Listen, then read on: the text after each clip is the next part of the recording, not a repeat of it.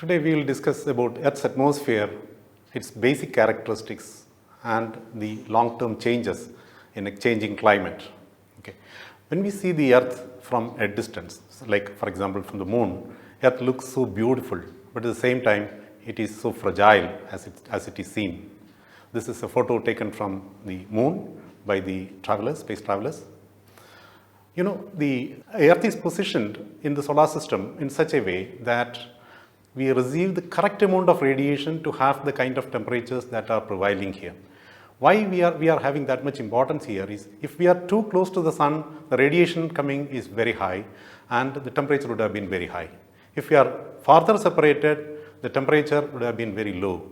We are actually precisely placed such that around 150 million kilometers from the sun, we have the kind of ambient temperature that we have. But at the same time, we should also know that there is something called a greenhouse effect that comes from the water vapor, carbon dioxide, and similar species, which actually slightly increase the temperature to be of the order of around 33 degrees centigrade. It will be making it warmer. Otherwise, in the absence of that, it would have been colder by another 33 degrees centigrade. And what is most important is water can exist in all the three phases, gas, liquid and solid, which is very crucial for the transfer of energy from the tropics where the energy input is very high to the polar regions where the energy input is very low. Look at the spectrum, the spectrum of radiation that is coming from the sun.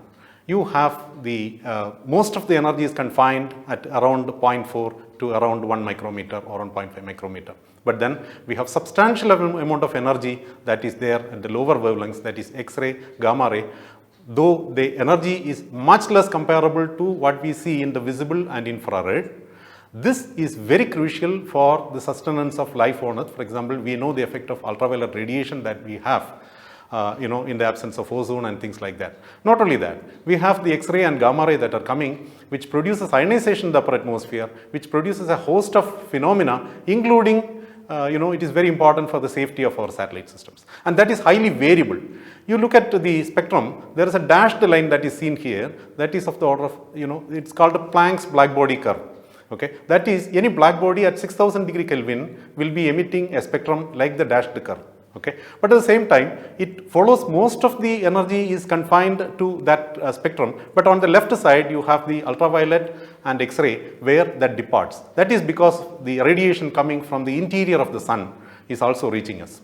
Okay, the sun not only emits radiation, it emits particles, and sometimes actually it is called a solar wind, and sometimes there can be huge emissions, sizes which are much more massive than the size of the Earth. That's called coronal mass ejections, solar flares and things like that. Okay. They impact our environment, especially it is very essential for the satellite safety and things like that. We will come to that. So, Earth's atmosphere is a lifeline and protective envelope for the Earth. Okay. It protects us from the highly energetic particles, the solar wind, which we told. Solar wind is nothing but the protons and similar species that are coming from the sun. They have velocity of the order of 300 to around 1200 kilometers per second. Of course, it is varying. The density is of the order of 3 to 5, typically of the order of 3 to 5 per centimeter cube. But they are highly energetic that they can pierce through. So, Earth's magnetic field protects us from that. That is what is shown in the figure, left bottom figure. You have the solar wind coming, you have the magnetic field around the Earth. In the absence of solar wind, it would have been like a dipole, but then because of solar wind, they are charged particles. They carry, motion of charged particles will also produce magnetic field. So, these two magnetic fields, solar wind magnetic field also interact with Earth's magnetic field, compresses it in one direction, elongates in the other direction. But at the same time, these particles cannot freely enter into the Earth's atmosphere because the magnetic field will be preventing it. But they do enter through the polar regions, okay? Because a charged particle can move along the magnetic field. It cannot cross the magnetic field. It can move along the magnetic field so that these charged particles will precipitate in the polar regions and then produce effects like aurora. The second effect is the extreme ultraviolet radiation that is coming from the sun. We know that life has to be protected. So, it is actually protected because of the ozone layer up in the atmosphere, which is of course being affected by the anthropogenic activities. We will come to that in short time. These ultraviolet radiations are stopped in the upper layers, that is in the stratosphere of the Earth's atmosphere by absorption by ozone. A third thing is, millions of meteors are entering into the Earth's atmosphere every day. most of them are getting ablated in the upper atmosphere of the order of 80 to 100 kilometer. And they travel with a velocity typically of the order of 18 to 72 kilometers per second. They are such high velocity particles, but then their mass is very small. They are of the order of micrograms. But then they can produce havoc if they are, you are exposed to that. So ERTS protects us from all these things, and it acts as a very excellent protective envelope. All right. Now this is what I told you already. This is the effect of solar wind that is precipitating through the polar regions. Solar wind particles precipitating through the polar regions, and it interacts with the Earth's atmosphere, loses its energy, and produces effects called aurora. There is a very important stream of study that is coming now these days. It's called space weather impacts. Space weather impact means what is the state of the sun, what is the state of the energetic particles that are coming from the sun, extreme ultraviolet radiation that is emanated from the sun, and how it affects life on Earth. For example, you all know that global positioning systems are being extensively used these days, including for aircraft navigation. The errors that are introduced in the global positioning system through space weather events are very high. We'll come to that in a moment. We also have seen that these charged particles can precipitate through the atmosphere into the polar regions, that is higher latitudes, where electric power transmission can be disrupted by these things.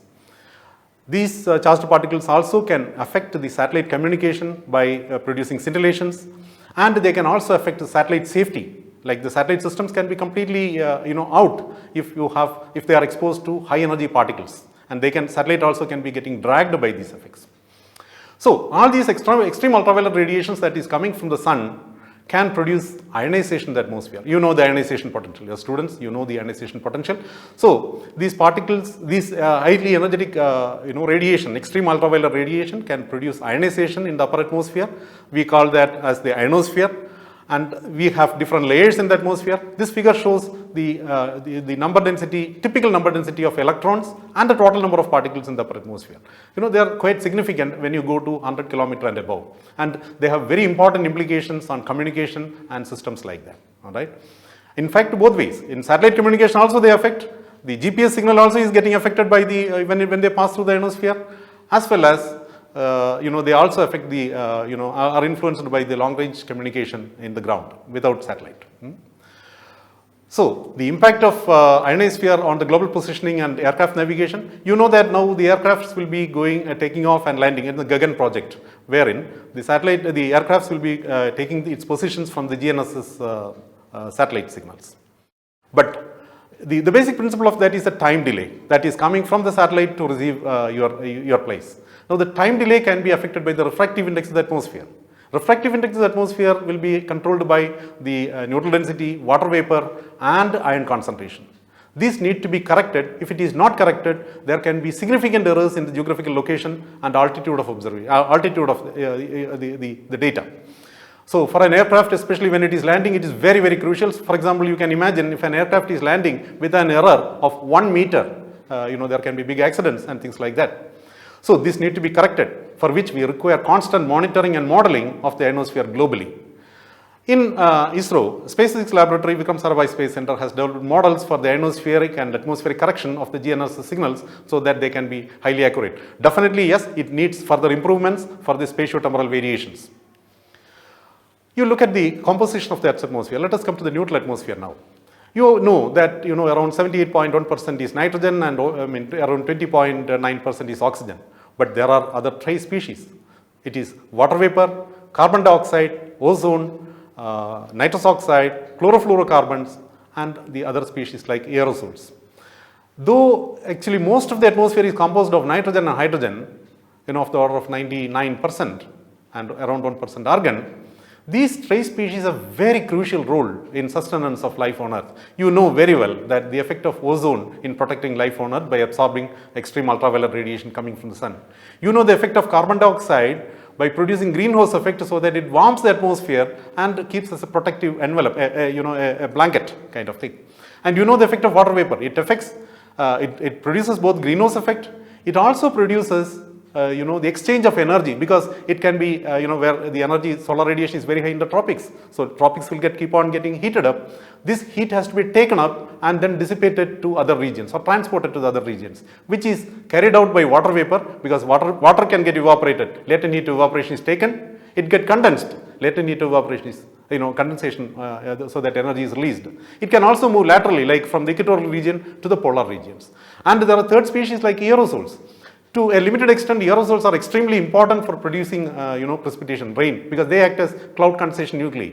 But to a larger concentration, they can produce huge health havocs and as well as the changes in our climate. We will come to that in a moment. Let us talk about the basics, some very basics of the Earth's atmosphere. Atmospheric pressure, it is maximum at the surface and it exponentially decreases as you go higher up. Almost 90% of the Earth's atmosphere is below around 8 kilometers. Okay. Around 50% of the Earth's atmosphere is below around 5 kilometers, okay, around 5 to 5.5 kilometers. So, why the pressure decreases with height? Because pressure is nothing but the weight of the air column above you.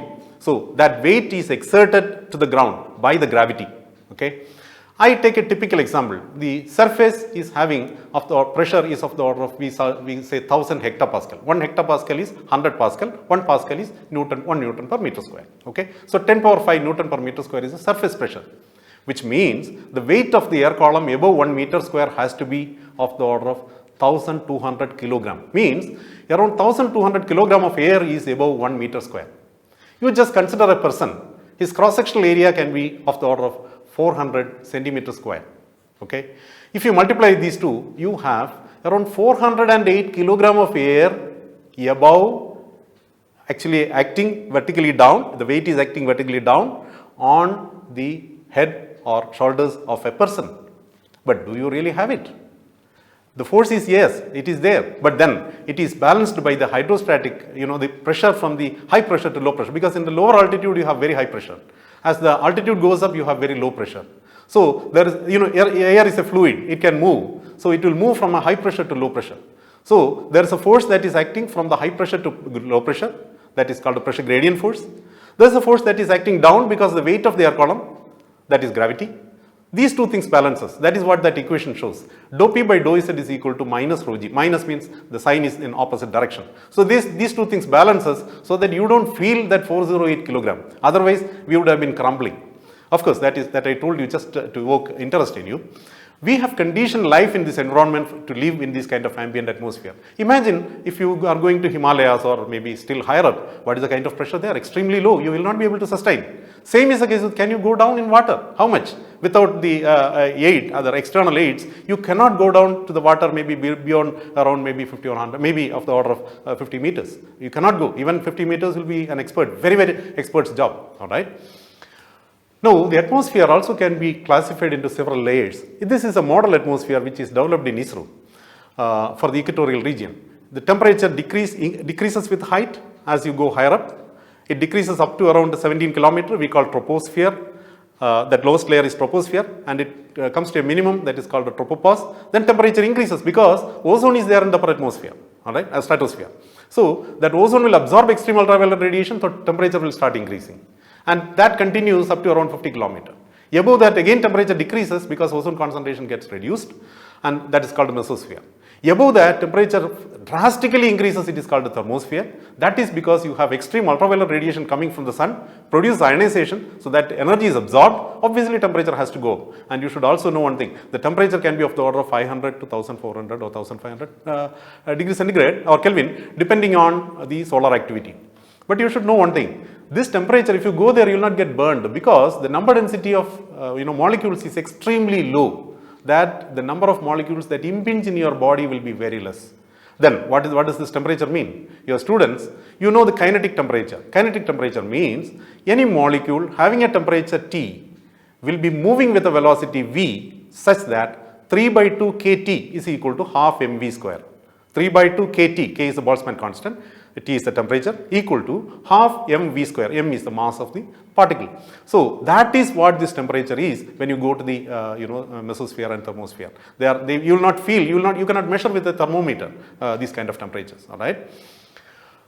You look at the effect of scattering and absorption of solar radiation in the atmosphere. What is shown here is x-axis is the wavelength, y-axis is the incoming energy from the sun. The red line shows what is the amount of energy that is coming from the sun at top of atmosphere.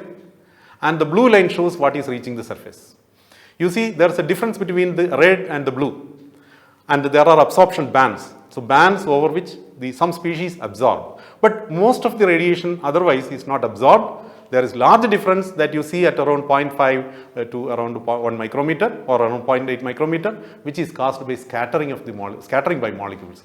That is why sky is blue. You can see that the difference is very high when you come to the lower wavelengths of the order of 0.4, 0.5, 0.6, and it decreases as you go to higher wavelengths, because you know Rayleigh scattering. Rayleigh scattering 1 by lambda, it is proportional to 1 by lambda power 4. So as wavelength increases, scattering efficiency decreases. All right. So the difference between the blue and the contour of the red is because of the scattering. Then the patches that are coming in the blue is actually because of the absorption. So the radiation that you are receiving here is significantly reduced. For example, a typical value, if I integrate the total value, you know, something called a solar constant. Solar constant means how much is the amount of solar radiation that is falling normally to the Earth's surface, Earth's atmosphere, at the top of atmosphere, means above the atmosphere. It is around 1368 watt per meter square. But what will be reaching here today, if you measure in a cloud-free day, it will be of the order of maybe 900 watt per meter square. So around 400 or 450 or 500 watt per meter square is lost. All right. Now comes the greenhouse effect. So this graph has two parts. Left side we have already seen in the previous graph.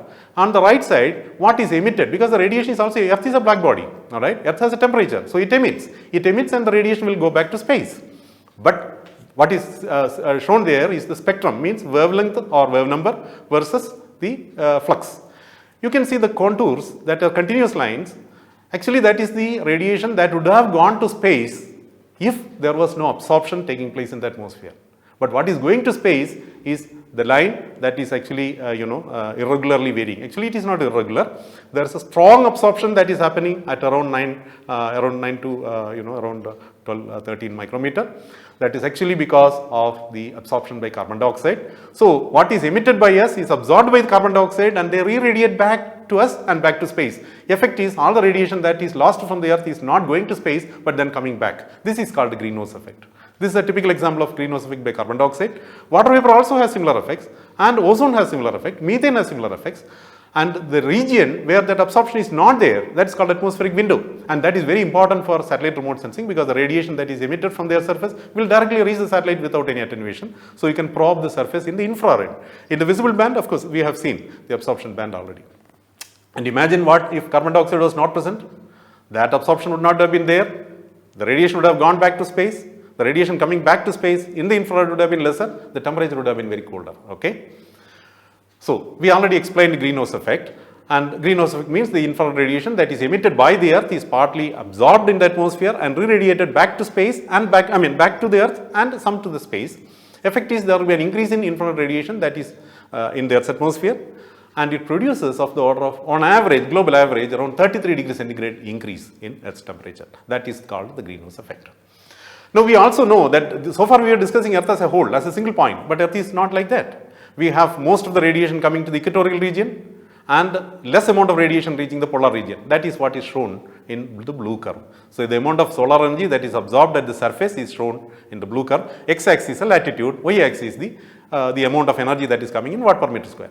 And the red line shows what is the amount of energy that is emitted by the Earth in the infrared. That is called outgoing long wave radiation. You see, at the equatorial region or near around 30 plus or minus 30 degree latitude, you have an excess of energy, means the amount of energy that is absorbed is more than the amount of energy that is liberated. Whereas in the polar higher latitudes, the amount of energy that is released is more, but then amount of energy that is absorbed is less. In which case, equatorial region would have been keep on getting warming, and the polar region would have been keep on getting cooling. But that doesn't happen. It doesn't happen because I told you right in the beginning, water vapor, for example. So you have the heat that is transferred. How the heat is transferred? One typical example of heat transfer is the solar radiation comes in, water gets evaporated, it takes latent heat evaporation from the surface, goes in the atmosphere. Of course, in the upper atmosphere, in the troposphere itself, it can liberate. That is how clouds are formed, heating the troposphere. Two, it can be moving laterally to the polar regions. So that the heat is exchanged. 50% of this heat exchange come through the atmosphere, and remaining 50% approximately come through the ocean circulations. All right. So they produce circulation. Convection at the equatorial region we call intertropical convergence zone. Go to the polar region, but then there is an effect called the Coriolis force. Though this fellow want to go to the polar region, it will not be able to go to the polar region because the Earth is rotating. The rotation of Earth produces an effect called the Coriolis force. It will deflect it to the right of its movement in the northern hemisphere. Result is it raised at the equatorial region, wanted to go to the polar region through the upper altitude, but then it is not able to go, it get completely deflected by around 30 degree where they start sinking. So there is one circulation cell called Hartley cell. Similar thing happens in the polar region. The polar air is coming to us, but then it get reflected, I beg your pardon, it get deflected, and that will not be reaching the equatorial region. The net effect is you have strong convergence zones. One is at the equatorial region, other is a polar cell. So you have the Hartley cell and the polar cell, and trapped between them is the Ferrel cell. Okay. So primarily the meridional circulation of Earth has two major things, that is Hartley and polar cell. Trapped between them is the Ferrel cell. Without this circulation, there would not have been any weather formed. Okay. So this is a typical example of Earth in motion. Okay. So you can see that the regions where subsidence of air take place, the deserts are formed there. Where there is ascending, there is large amount of clouds that are formed. So you can see the belts of clouds that are maximum in the equatorial region, less at around 30 degree plus or minus. That is the places where the deserts are formed. You take it to the Africa or to Australia and places like that. And then the higher latitudes, you have the large amount of clouds again formed. Let us now discuss about the climate and its changes and what are the parameters that control the climate change. The climate is changing partly because of the natural processes. For example, Earth's orbital parameters are changing. Earth's orbital parameter, that means as it goes around the sun, are changing. But the time scale that is required is very high. Okay. Whereas there are anthropogenic effects, means the effect of human being like you and me. We produce carbon dioxide, we pollute the atmosphere, and greenhouse gases has lifetime of the order of decades to more than hundreds of years. And there is another thing called the aerosols, the suspended particles, they have lifetime of the order of weeks, but then they are being continuously produced. Okay. And the geomorphology, for example, we change deforestation and things like that, changes albedo, and there are several other effects which anthropogenically we produce. So the net result is the global changes in temperature, rainfall, sea level rise, extreme weather events that we have seen in Kerala recently, and so many other effects, including diseases, asthma, cancer, so many effects are there. It's a very coupled system, all right. The solution is to assess how much is the climate change, to predict how much will be the climate change, mitigate and control, all right. So let us briefly discuss about what are the natural processes. There is something called Milankovitch cycle. Okay, means Earth's orbital cycle, orbital parameters are changing. For example, the Earth moves around the Sun in an elliptical orbit. The eccentricity of the orbit is keep on changing. The periodicity is of the order of 1 lakh years. All right. Second is, the tilt of the Earth's atmosphere. Earth is 23.5 degree. The orbit of Earth with respect to the equatorial plane is Earth with respect to the equatorial plane is 23.5 degree, but it is not 23.5 degree every time. It can be changing from around 21 or 22.5 to 24.5, but that periodicity is of the order of 41,000 years. There's another thing, even 23.5 need not, with respect to the, an axis can be precessing. That in this direction also it can be 23, in another direction also it can be 23. So that is called precession of the orbits, which produces a periodicity of the order of around 19 to 24,000 years. So this is a time scale over which the Earth's climate changes naturally, but you have the anthropogenic effects. This is a long-term record of the carbon dioxide amount in the Earth's atmosphere. There is an area called paleoclimatology where there is a way to determine what was the kind of climate that was prevailing earlier, including the concentrations of carbon dioxide. I am not going into the details of that. X-axis thousands of years before, 0 means today, and Y-axis is the carbon dioxide concentration. You can see there is a rapid increase in carbon dioxide concentration which was unprecedented in the thousands of years of history. What is shown there is 8 lakh years of carbon dioxide record. You can see that it almost never crossed earlier beyond around 250 to 300. And now the value has crossed to 410. So this is the kind of effect that we produce, that is anthropogenic. Actually it is produced by the human beings. All right. Second is aerosols. There are suspended particles in the air. This you are seeing every day. For example, the diesel exhaust that is coming from the buses or automobiles, industry, and there are natural aerosols that I will show you now. So aerosols can be having both natural sources, for example, forest fire, volcanic eruption, desert dust. Deserts produce a lot of dust. Sea salt, they are all natural sources. You also have anthropogenic sources. For example, biomass burning, the burning that you and me produce, the industrial emissions, the oil fires, so many other transportation, so many other things produce anthropogenic source of aerosols. They also will perturb the climate. The third component of climate change that comes from ozone. You know very well that the ozone ozone hole, or the polar regions, the ozone amount is significantly reduced. Okay, it comes through a chemistry that is chlorofluorocarbon chemistry. In the upper atmosphere, in the stratosphere, when chlorofluorocarbon goes, at one point of time it was believed that chlorofluorocarbon is wonder gas. They never react with any other species, so it was a wonder gas, and it was used in refrigerants and things like that. But when chlorofluorocarbon goes in the upper stratosphere or a stratosphere, ultraviolet radiation can split it, and the chlorine will be liberated. And chlorine reacts with ozone to produce ClO plus O2. That ClO again can produce, is highly reactive, it will react with ozone to produce Cl plus 2O2. The net effect is 2O3 becomes 3O2. Chlorine comes out unhurt. It is believed that one chlorine atom can destroy around 1 lakh ozone molecules. That is the destruction potential.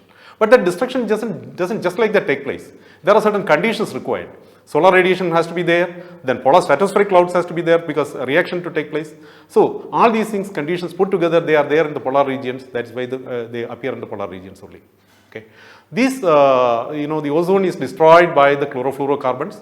There are so many other species also that are getting destroyed, but prominent is CFC11, CFC12 and things like that. That is getting mitigated, but because by the efforts by great scientists who have even risked their life, right? The dramatic thinning of the ozone layer in the South Pole was recorded in the early 1980s, during the early spring. The deepest ozone hole occurred in September 2030, 1994. In the early years of 21st century, that is in the last few years, annual ozone hole is roughly getting stabilized. It is still there. This was predicted by 3 people, Paul Crutzen, Mario Molina and Sherwood Rowland.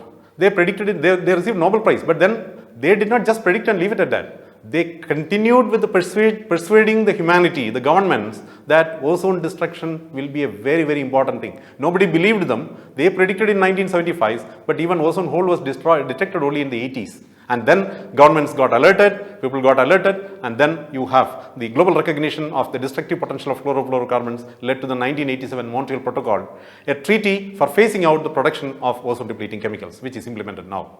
All right. So you just to see your life, my life is actually now is based on the few people who really did the job. That's Paul Crutzen, Mario Molina, and Sherwood Rowland, and people like that. There are several other people who contributed to similar kind of research. Okay. This graph shows what would have been the effect if Montreal Protocol is not there and if it is there. The left graph shows with Montreal Protocol what will be the amount of ozone that is available in the year 2064 based on models.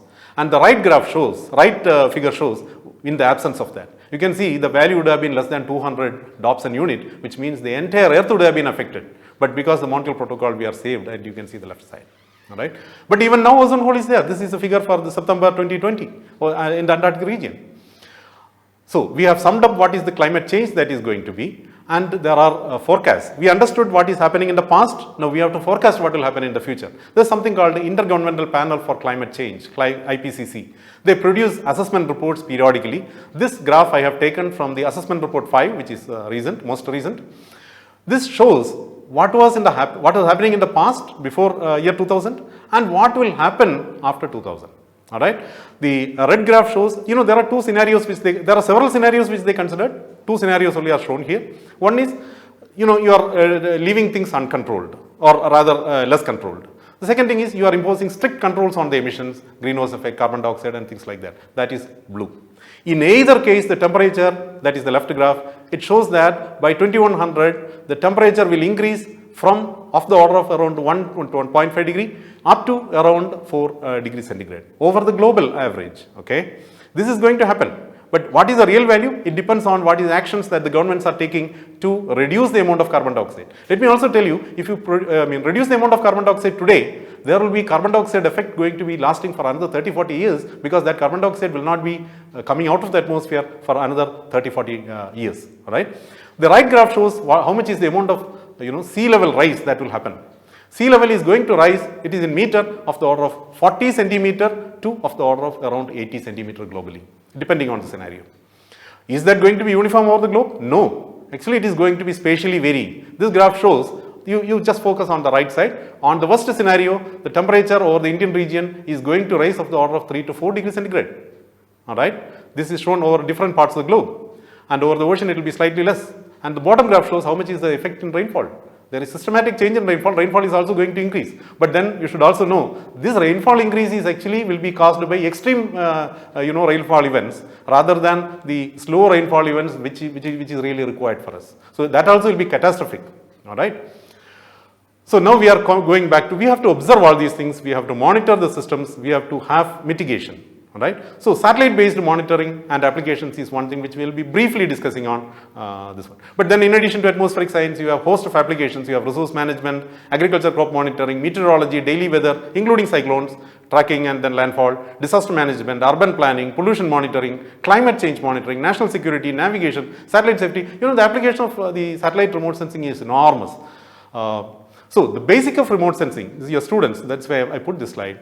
The basic of remote sensing is that it detects, except for in situ observation, that is, for example, I measure a temperature here with a thermometer is in situ, okay? But except for that, satellite measures generally the intensity of the electromagnetic radiation that is reflected, scattered or emitted from an object like atmosphere or its surface. So the observations at which wavelength the band, it depends on the parameter that you want to look at. For example, if you want to detect clouds, you measure the intensity of the reflected radiation in the visible band. But visible band is possible only during the daytime. What about the night? You detect the intensity of the emitted radiation of the terrestrial infrared, TIR, that is of the order of 10 to 12 micrometer. You will get even the height of the cloud, because as you go higher up, we have seen that the temperature decreases. Clouds are formed up in the upper part of the atmosphere, that is troposphere. So they will be cooler. So depending on the brightness temperature, you can actually find out what is the height of the cloud. You can also find it both day and night. This is like night vision camera. Okay. There are two kinds of remote sensing. One is passive, means I am not sending anything, I am only receiving. Like you are seeing me is passive remote sensing. Okay. Active remote sensing means I am sending a laser or I am sending a radar, laser radiation or a radar beam and get back the scattered or reflected radiation. That's called the active remote sensing. So satellites use both technique, but most commonly used is passive remote sensing. A typical example, what does a satellite contain? This contain a detector. Here a typical example I have shown, that is a CCD camera, CCD array of camera array. So that will be zooming onto the earth or to the object, wherein you will have pixels, and these pixels individually constitute the scan line and the swath. Swath is the total line that is scanned, and then as the satellite moves, it will be keep on imaging like that. All right. So we have, for example, the passive remote sensing. We have INSAT series of satellites, Kalpana 1, where we have a payload called Very High Resolution Radiometer, VHRR, which has the observation bands in the visible, infrared, and there is something else called water vapor infrared, which is around 6.8 micrometer. In the INSAT 3D and 3DR, there is a latest version of the satellite which is very advanced.